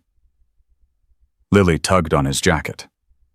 "Daddy, can we go home now?" "Home?" The word still made his heart clench every time she said it. "Yeah, sweetheart. Let's go home." The convoy formed up for the ride back. Lily rode in the sidecar, her face turned toward the sky, watching the clouds drift past overhead. She wasn't crying anymore. She wasn't even scared. For the first time in her life, she looked like a normal child. A child who was loved.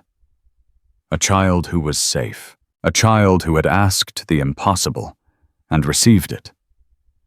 And behind her, stretching for half a mile down the road, 200 motorcycles rumbled in formation, a wall of leather and chrome that said to the whole world, "This is what happens when you mess with our family." Marcus caught up to them at a stoplight. He was riding behind Tank, his arms wrapped tight around the big man's waist, his face split by the biggest grin Lily had ever seen. "We won!" he shouted over the engines. "We actually won! We won!" Lily shouted back. And for one perfect moment, two children who had survived the unsurvivable looked at each other and laughed, really laughed, the sound rising above the thunder of the bikes and carrying on the wind like a promise. Like hope. Like the first day of a new life. The sentencing came 3 weeks after the verdict. Victor Whitmore received 32 years. Diane received 24. Neither would be eligible for parole for at least 15 years. The judge called their crimes systematic cruelty inflicted upon the most vulnerable members of our society, and said she wished she could give them more. Lily watched from the gallery, holding Grizzly's hand so tight, her knuckles turned white. When the judge announced the sentences, Lily didn't cheer. She didn't cry. She just let out a long, slow breath, like she'd been holding it for 2 years. "It's done," Grizzly said quietly. "It's done," she repeated. But both of them knew that done didn't mean over. The Whitmores were going to prison, but the wounds they'd inflicted would take much longer to heal. The adoption hearing was scheduled for the following month. Grizzly had expected a fight. A single-man president of a motorcycle club with a criminal record from his younger days, he knew how the system saw people like him. He'd prepared for investigators' home visits, background checks, character witnesses. What he hadn't prepared for was the woman who showed up at his door 3 days before the hearing. Her name was Patricia Caldwell, and she was Lily's grandmother. Grizzly opened the door to find a woman in her 60s, well-dressed with gray-streaked hair and eyes that looked exactly like Lily's mother in the photographs Lily carried. "Mr. Grizzly." Her voice was hesitant, uncertain. "Just Grizzly. I'm Patricia Caldwell. I was Sarah's mother, Lily's grandmother." The world tilted sideways. Lily had told him she had no family. The state had searched for relatives when her mother died and found no one. That was why she'd ended up at the Whitmore house in the first place. "That's not possible," Grizzly said. They searched under the wrong name. Sarah changed her name when she ran away from home at 17. She didn't want to be found. She didn't want anything to do with our family." Patricia's voice cracked. "I didn't even know she had a daughter until I saw the news coverage of the trial." Grizzly's protective instincts flared. "Where were you for the past 6 years? Where were you when Lily's mother was struggling? Where were you when your granddaughter was being beaten and starved?" "I didn't know." Tears spilled down Patricia's cheeks. "I swear to God, I didn't know. Sarah cut off all contact when she left. I hired private investigators. I searched for years. But she'd changed everything, her name, her appearance, her entire life. By the time I found out she'd died, Lily had already been placed with the Whitmores. And you expect me to believe you just happened to show up now, 3 days before the adoption hearing? I know how it looks. I know you have no reason to trust me, but please," Patricia's voice broke completely. She's my granddaughter. She's all I have left of my daughter. I just want to know her. I just want to be part of her life. That's not your decision to make. It's Lily's. Patricia nodded, wiping her eyes. I know that. I'm not trying to take her away from you. I've seen what you did for her. I've seen how you fought for those children. I'm not here to fight. I'm here to ask. Grizzly studied her for a long moment. He'd spent 30 years reading people learning to spot liars and manipulators and people who wanted something they hadn't earned. Patricia Caldwell didn't set off any of those alarms. She just looked like a grandmother who'd lost her daughter and wanted desperately to not lose her granddaughter too. Wait here. He found Lily in her room, working on homework Mother Hen had assigned. She was learning to read at an accelerated pace, making up for lost time, devouring books like someone who'd been starving for knowledge her whole life.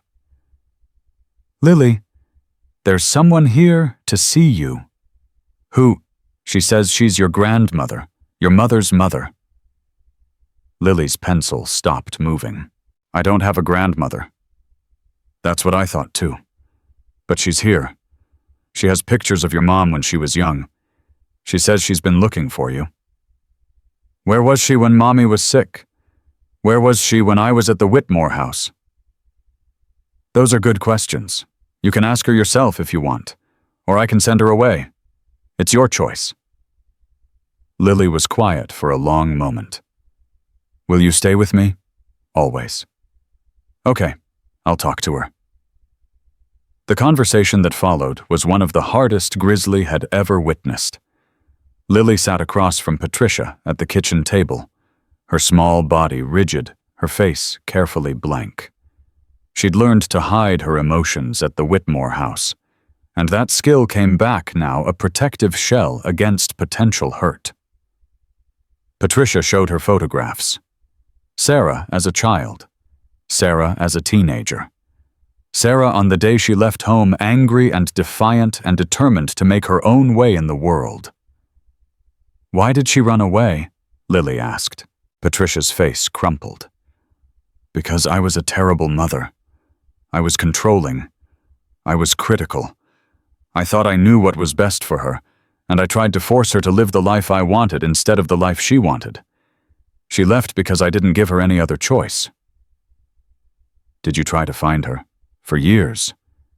But she didn't want to be found, and eventually I had to accept that if I really loved her, I had to let her go. But you stopped looking. I stopped hiring investigators. I never stopped hoping she'd come back. Lily processed this. Did you love her? More than anything in the world. More than I knew how to show. That was my failure, Lily. I loved her so much that I held on too tight, and I lost her. And now you want me. I want to know you. I want to be part of your life if you'll let me. But I'm not trying to replace what you have here. Patricia looked at Grizzly. I can see that this man loves you. I can see that he's given you a real home. I would never try to take that away.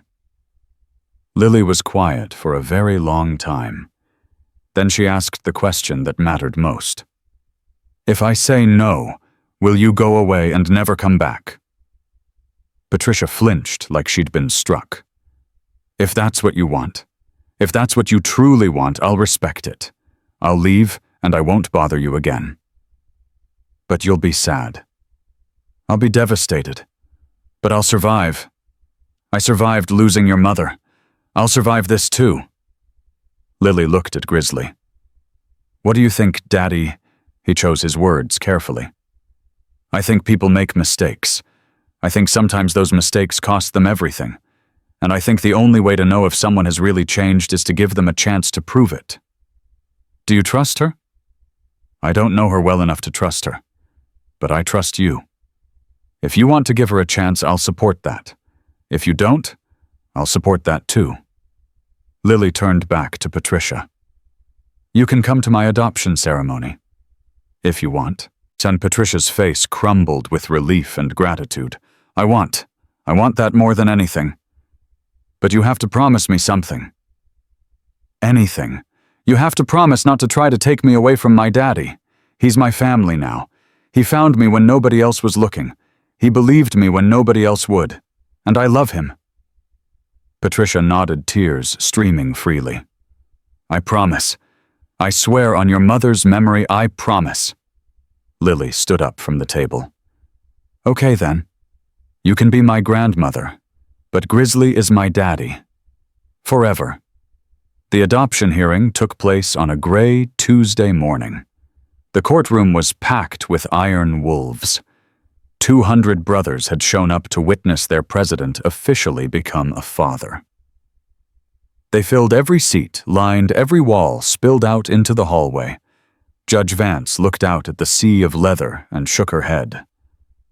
"I've been on the bench for 22 years, she said. "I've never seen this many character witnesses for an adoption hearing." "They're family, Your Honor," Grizzly said. "All of them. So I've been told, multiple times, by multiple people." The hearing proceeded quickly. The state had already approved the adoption. The home visits had been completed. The background checks had come back clean or clean enough. Every expert who had worked with Lily testified that Grizzly was the best possible placement for her, but the moment that mattered came at the end. Judge Vance looked at Lily. "Young lady, do you understand what's happening today?" "Yes, ma'am. I'm getting a real daddy, official." "And is this what you want? Do you want Mr. Grizzly to be your legal father?" Lily looked at Grizzly with eyes that held no doubt, no hesitation, no fear. "He's already my daddy. He's been my daddy since the day I asked him. This just makes it so nobody can take me away." Judge Vance smiled. "Well then, by the power vested in me by the state of Colorado, I hereby approve this adoption. Lily, you are now officially the daughter of—" She paused. "I'm sorry, what is your legal name?" "Thomas Edward Morrison," Grizzly said. "Lily Morrison, congratulations to you both." The courtroom erupted. 200 bikers rose to their feet, cheering, whistling, stomping their boots on the wooden floor. The sound was deafening, overwhelming, the kind of celebration that shook the walls and made the bailiff reach nervously for his radio. Lily launched herself into Grizzly's arms. "You're my daddy now, for real, forever." "For real," he said, his voice rough with emotion. "Forever." Patricia Caldwell watched from the gallery, tears streaming down her face, her promise kept. She hadn't tried to take Lily away. She'd just shown up, witnessed the happiest moment of her granddaughter's life, and let herself be part of it from the sidelines. After the hearing, she approached Grizzly. "Thank you for letting me be here." "Thank Lily. It was her choice. She's remarkable, just like her mother was before." Patricia stopped herself. "Before I ruined everything. You've got a second chance now. Don't waste it." "I won't. I swear I won't." The celebration at the clubhouse lasted until midnight. Brothers had brought food, drinks, presents for Lily, a cake that said, "Welcome to the family," in bright pink frosting. Someone had strung up a banner that read, "Official Wolf Pup," with a cartoon wolf wearing a tiny leather vest. Lily moved through the party like a small queen, accepting hugs and congratulations, showing off the official adoption certificate Grizzly had framed for her. Marcus was there too. His foster placement had become permanent, and his new parents had brought him to celebrate. He and Lily sat together on the clubhouse steps, watching the party swirl around them. "I can't believe it's really over," Marcus said. "The bad stuff is over. The good stuff is just starting." "You think we'll stay friends, even though we don't live in the same house anymore?" "Forever," Lily said firmly. "You protected me at the Whitmore house. You're my brother, not by blood, but by everything else." Marcus smiled. "Yeah, I guess we're both wolf pups now." The whole pack. All of us who got out. They sat in comfortable silence, two children who had survived the unsurvivable and found their way to safety.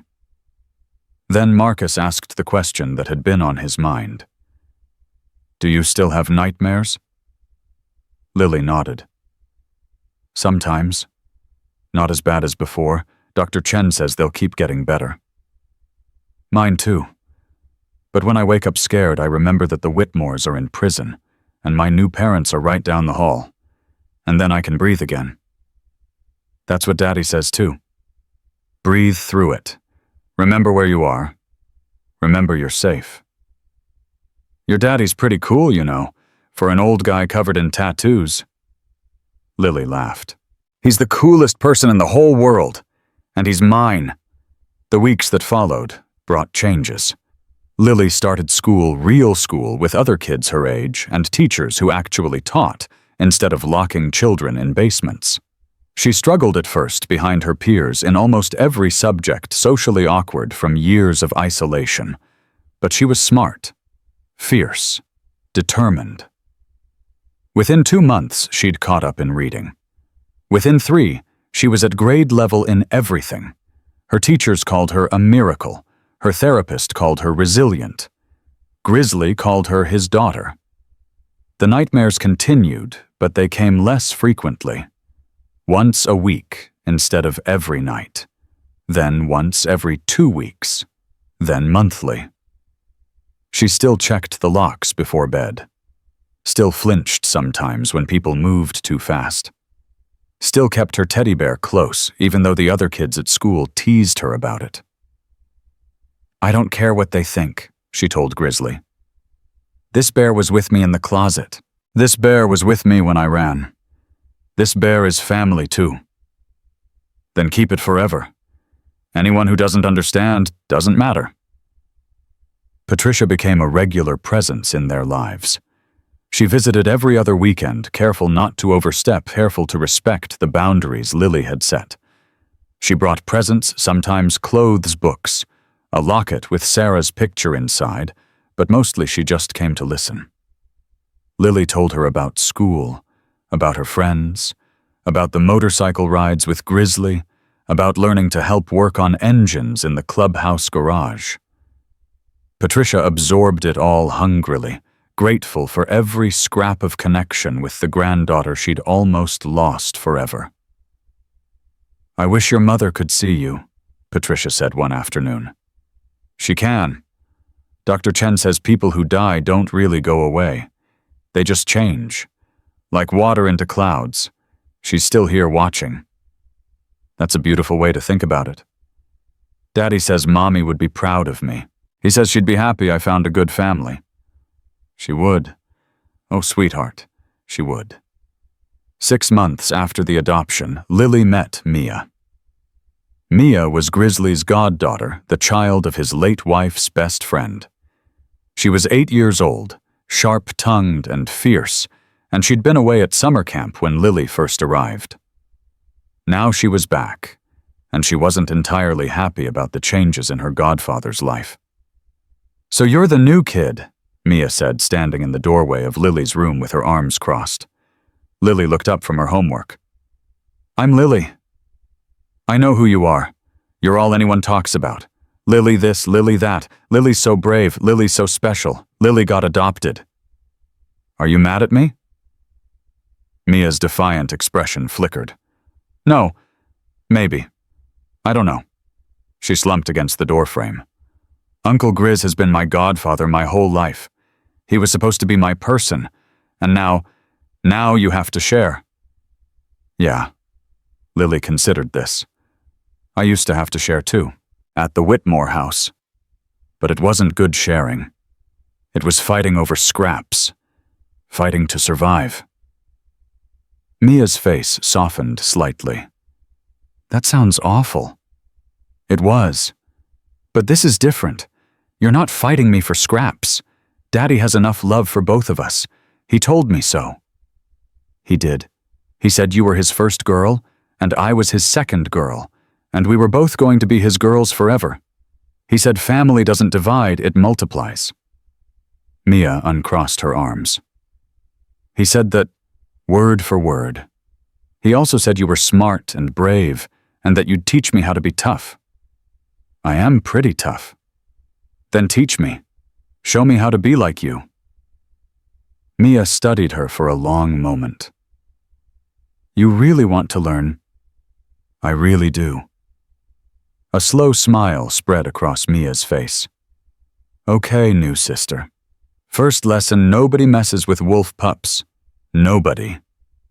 From that moment on, they were inseparable. Mia taught Lily how to stand up to bullies. Lily taught Mia what it meant to survive real hardship. They fought sometimes the way sisters do over bathroom time, and whose turn it was to pick the movie and whether pineapple belonged on pizza. But underneath every argument was something unshakable. They had each other's backs. Forever. The first anniversary of Lily's rescue fell on a Tuesday. Grizzly took the day off. So did 200 of his brothers. They gathered at the clubhouse for a celebration that was part party, part memorial, part declaration of everything they'd accomplished. 12 children had been saved that day. All 12 were thriving now. Marcus was excelling in school, his arm fully healed, his trauma slowly fading under the care of parents who actually loved him. Sophie had been reunited with an aunt who hadn't known she existed until the trial. She sent Lily letters every month updating her on her new life. Little Daniel, the 4-year-old who'd been so malnourished he could barely walk, was now running, climbing, making up for lost time with the energy of a child who finally had enough food and enough love. And Lily. Lily stood in the center of the clubhouse, surrounded by her family, Grizzly, Mia, Patricia, 200 uncles in leather, and marveled at how far she'd come. 1 year ago, she'd been hiding in an alley, starving, terrified, with nothing but a broken teddy bear and a desperate hope. Now she had a father, a sister, a grandmother, an army of protectors. Now she had a home. Speech, someone called out. Yeah, Wolf Pup, give us a speech. Lily looked at Grizzly, suddenly nervous. I don't know what to say. Say whatever's in your heart. She took a deep breath. 1 year ago, I ran away from a bad place. I was scared and hungry, and I thought nobody would ever help me. But then I found you. All of you. Her voice grew stronger. You believed me when nobody else did. You protected me when nobody else would. You showed me that family isn't about blood. It's about who shows up. It's about who fights for you. It's about who loves you enough to change their whole life just because you asked. She looked at Grizzly. I asked a stranger to be my daddy, and he said yes. And because he said yes, 12 kids got saved. Because he said yes, bad people went to prison. Because he said yes, I have a life now. A real life. Tears were streaming down her face, but she was smiling. Thank you, all of you, for being my family, for being my pack, for making me a wolf pup. The clubhouse erupted in cheers. Grizzly pulled Lily into his arms. I'm proud of you, sweetheart. More proud than I've ever been of anything. I love you, Daddy. I love you too. Forever. And in that moment, surrounded by the roar of 200 voices and the thunder of 200 hearts beating as one, a little girl who had once been invisible finally understood what it meant to belong. 5 years passed. Lily Morrison was 11 years old now, and she stood in the garage beside her father, helping him rebuild a 1978 Harley-Davidson shovelhead. Her hands moved with confidence across the engine parts muscle memory developed over years of weekend projects in this exact spot. Wrench, Grizzly said, and she handed it to him before he finished the word. You're getting slow, old man. Watch it, Wolf Pup. I can still ground you. You've never grounded me once in 5 years. Because you've never given me reason to. He tightened a bolt and stepped back, examining his work. But there's always a first time. Lily grinned, the expression transforming her face into something radiant and confident. The frightened, starving child who had stumbled up to the clubhouse gates was gone, replaced by a young girl who knew exactly who she was and exactly who loved her. She had grown tall for her age, all long limbs and sharp angles that promised she'd be striking when she was older. Her hair, once matted and filthy, now fell in clean waves past her shoulders. The scars on her arms had faded to thin silver lines barely visible unless you knew where to look. But the biggest change was in her eyes. The fear was gone.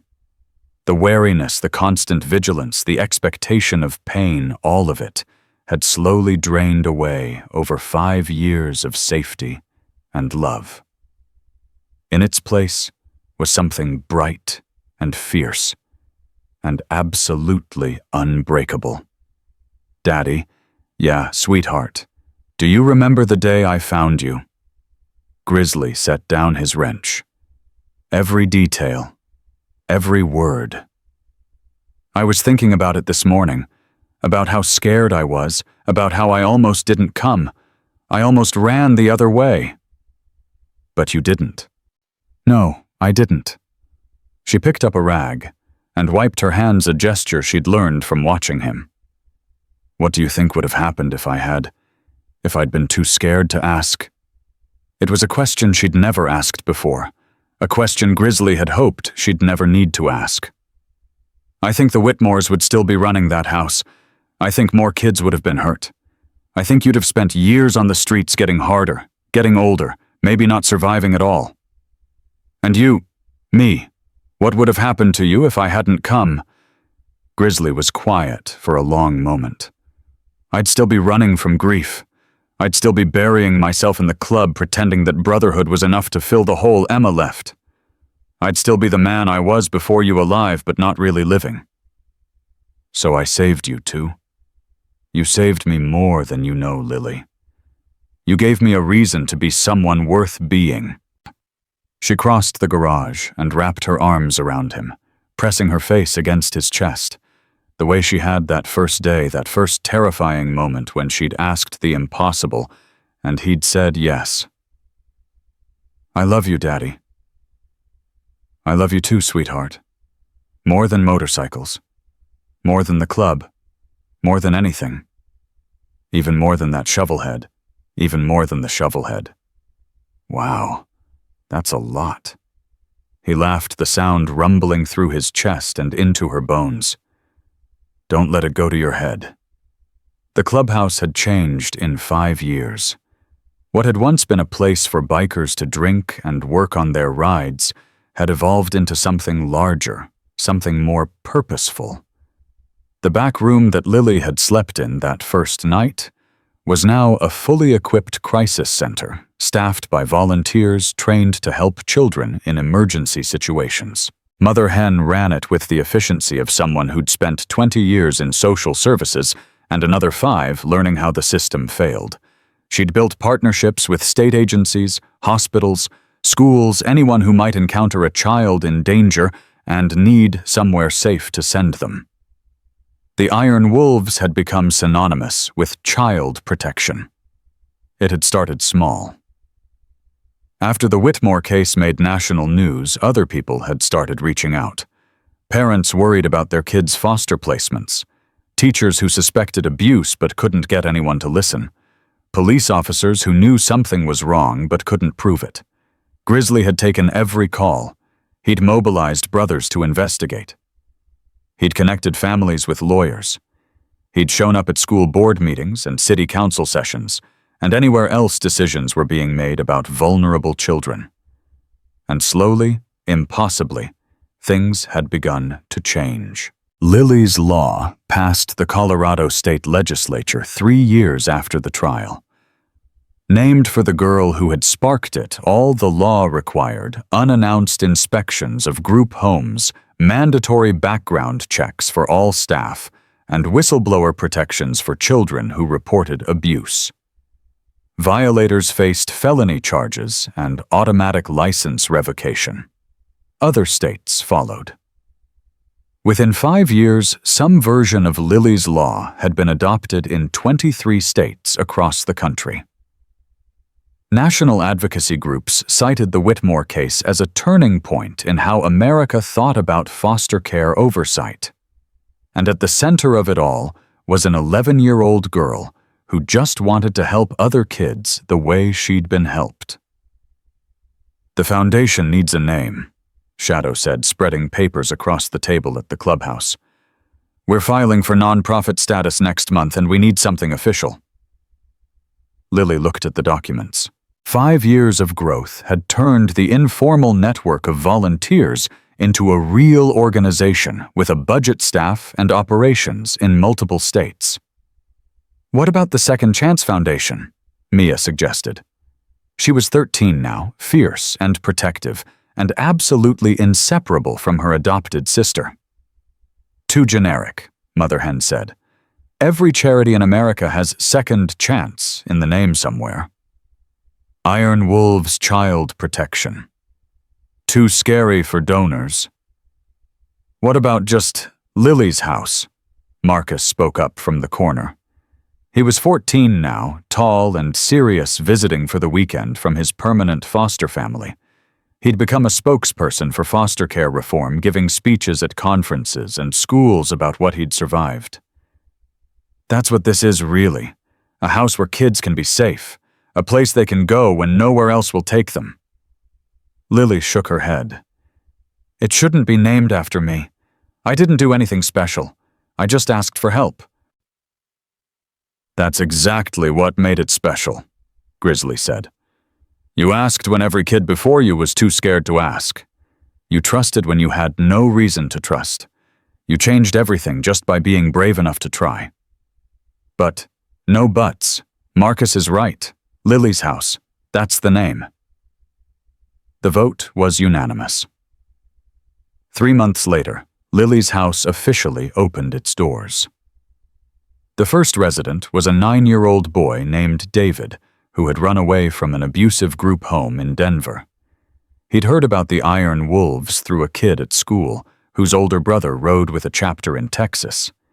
He'd hitchhiked for 2 days to reach them. Lily was there when he arrived. She saw herself in his eyes, the fear, the exhaustion, the desperate hope that maybe this time someone would believe him.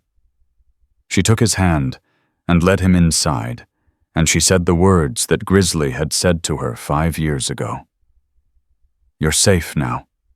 Whatever happens next, you're safe." David burst into tears.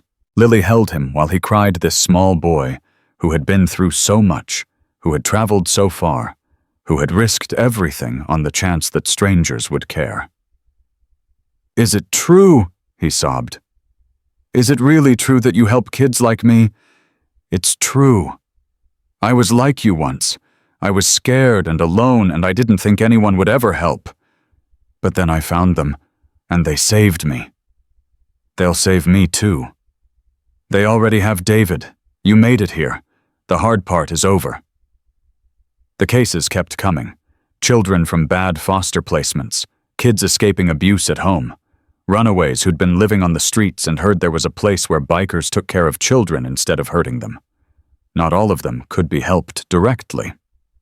Some needed to be connected with social services, with lawyers, with families who could provide what the Iron Wolves couldn't. But everyone who came to Lily's house was listened to. Everyone was believed. Everyone was treated like their life mattered. Because it did. Grizzly stood at the head of the table during a planning meeting, looking at the faces around him, brothers who'd ridden with him for decades, volunteers who'd joined after the Whitmore case, social workers and lawyers and advocates who'd found their calling in this unlikely place. 5 years ago, he said, a little girl walked up to this clubhouse and asked me to be her father. She had nothing but a broken teddy bear and more courage than anyone I've ever met. He looked at Lily sitting beside Mia, both girls surrounded by the family they'd found. She didn't just save herself that day. She saved 12 children from that house.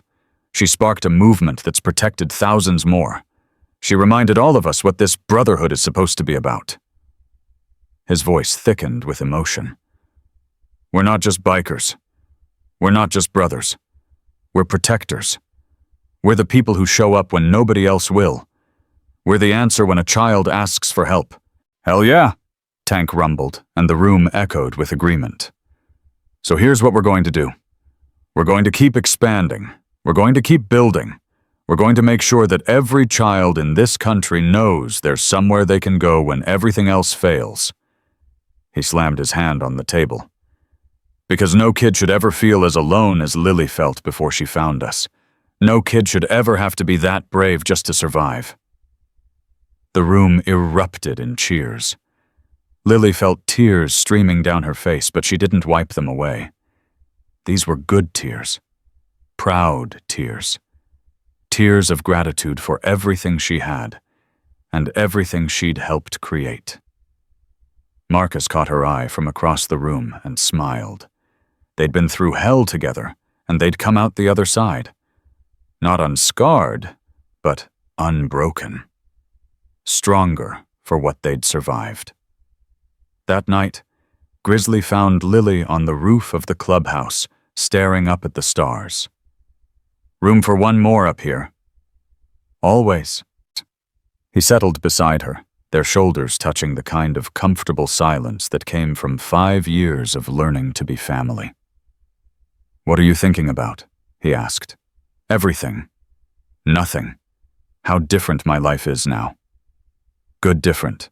The best different. I was just thinking about Mom. My real mom, I mean. Sarah." "What about her? I used to be so angry at her. For dying. For leaving me alone. For not being strong enough to stay." "And now," Lily was quiet for a moment. "Now I understand. She was sick. She was struggling. She did the best she could with what she had. And even though she couldn't stay, she gave me something important." "What's that?" "She taught me how to survive. All those years watching her fight, watching her try, watching her refuse to give up, even when everything was falling apart. That's how I learned to keep going. That's how I found the courage to walk up to you that day." Grizzly's throat tightened. "She'd be proud of you, Lily. Wherever she is, she's proud of the person you've become." "I hope so. I hope she knows I'm okay. I hope she knows I found a good family. The best family. The best." They sat in comfortable silence, watching the stars wheel overhead. Then Lily asked the question she'd been holding on to for weeks. "Daddy, do you think I'll ever stop having nightmares completely?" "I don't know, sweetheart. Some wounds heal all the way, some leave scars, but the nightmares are getting better, aren't they?" "Yeah, I only had one last month, and when I woke up I wasn't scared. I just felt sad. Sad for the little girl I used to be." "That's progress. That's healing." "Dr. Chen says I'm doing really well. She says most kids who went through what I went through don't recover this fast. You're not most kids. Because of you.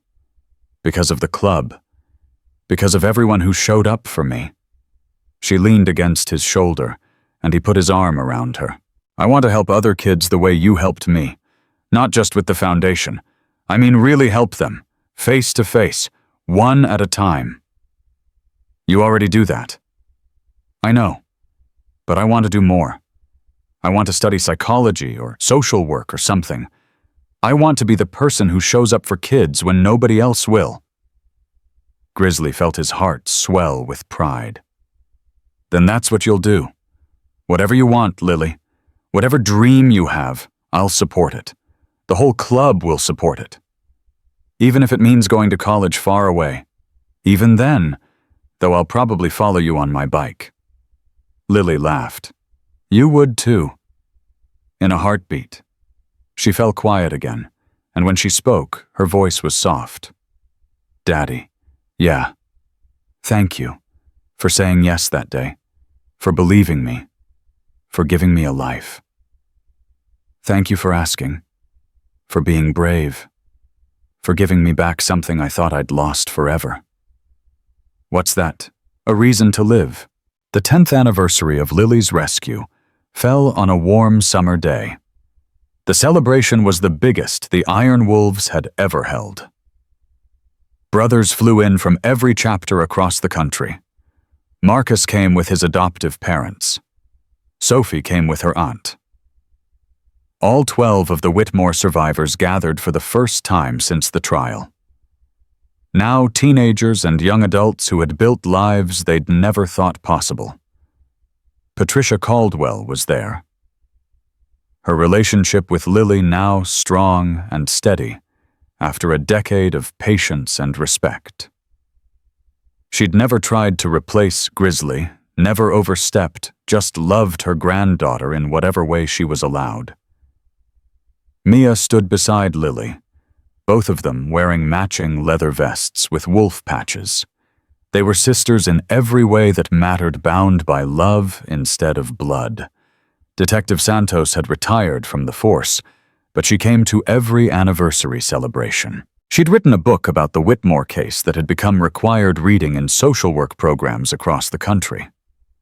Cypher had started a non-profit that trained law enforcement to recognize signs of child abuse in licensed facilities. Mother Hen had expanded Lily's house to 3 states. Doc and Tank, and all the original brothers who'd answered that first call, were still riding, still protecting, still answering whenever a child needed help. The world had changed because a 6-year-old girl asked a stranger to be her father. Grizzly stood at the front of the gathering, Lily beside him, and looked out at the sea of faces. 11 years ago, he said, I was a broken man. I'd lost my daughter to a drunk driver. I'd buried my heart with her. I'd spent 15 years running from grief, telling myself that Brotherhood was enough, that the club was my family, that I didn't need anything else. His voice cracked, but he kept going. Then a little girl walked up to me with a black eye and a broken teddy bear and asked me to be her daddy. And everything changed. He looked at Lily. She didn't just save me that day. She saved every one of us. She reminded us what we're supposed to be fighting for. She showed us that one act of courage can change the world. Lily stepped forward, taking the microphone with hands that no longer trembled. When I was 6 years old, she said, I didn't think I'd live to see 7. I'd been hurt so many times that I stopped believing anyone would ever help me. I stopped believing I deserved to be helped. She paused, gathering herself. But I saw a man at a gas station give candy to a kid in a wheelchair. He said every child deserves something sweet. And I held on to those words. I held on to them in the darkness of the closet. I held on to them while I slept behind a church. I held on to them while I walked 3 days to find him. Her eyes swept across the crowd. And when I found him, he didn't turn me away. He didn't call me a liar. He didn't send me back to the people who hurt me. He said yes. He said forever. And he meant it. Tears were streaming down her face, but her voice was strong. That's what this foundation is about. That's what all of this is about. Being the person who says yes. Being the one who shows up. Being the answer when a child asks for help. She looked at Grizzly. I asked for a daddy, and I got a father. I asked for safety, and I got a family. I asked for help, and I got an army. She raised her voice. Every child deserves that. Every child deserves someone who will say yes. And as long as I'm alive, as long as this club exists, as long as Lily's house has doors, we will be that someone. We will answer every call. We will protect every child. We will never stop fighting. The crowd erupted. Cheers, whistles, the thunder of boots on wooden floors. 200 voices raised in agreement, in commitment, in the promise of protection for every vulnerable child who needed it. Grizzly pulled Lily into his arms. I'm proud of you, he whispered.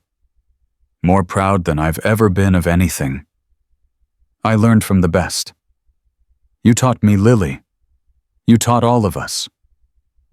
Marcus joined them, then Mia, then Sophie and Daniel, and all the others who had been saved that day 11 years ago.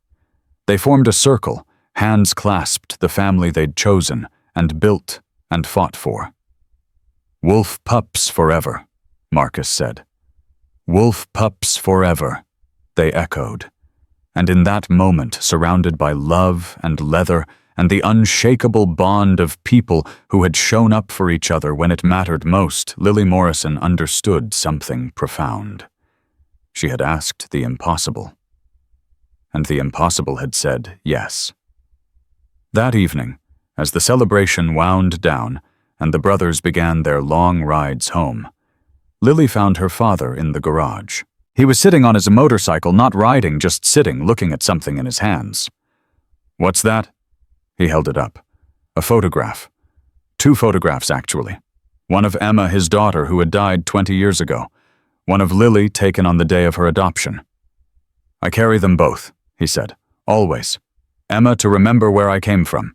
You to remember where I'm going." Lily climbed onto the bike behind him, wrapping her arms around his waist the way she had on that first ride the day they went to rescue the other children. "Do you think Emma knows about me?" "I think she does. I think she's watching. I think she's glad her daddy found someone else to love. I'd like to meet her someday. In heaven or wherever we go." "Me too, sweetheart. Me too." They sat like that for a long time, father and daughter bound by choice instead of blood, by love instead of obligation. Then Grizzly kicked the engine to life. "One more ride. Always one more ride." They pulled out of the garage and onto the open road, the sunset painting the sky in shades of gold and pink and purple.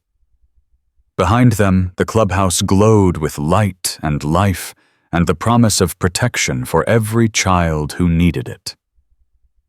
Ahead of them, the road stretched toward the horizon, endless and full of possibility. And as they rode, Lily thought about the girl she used to be. The scared, starving child who had walked 3 days to ask a stranger for help.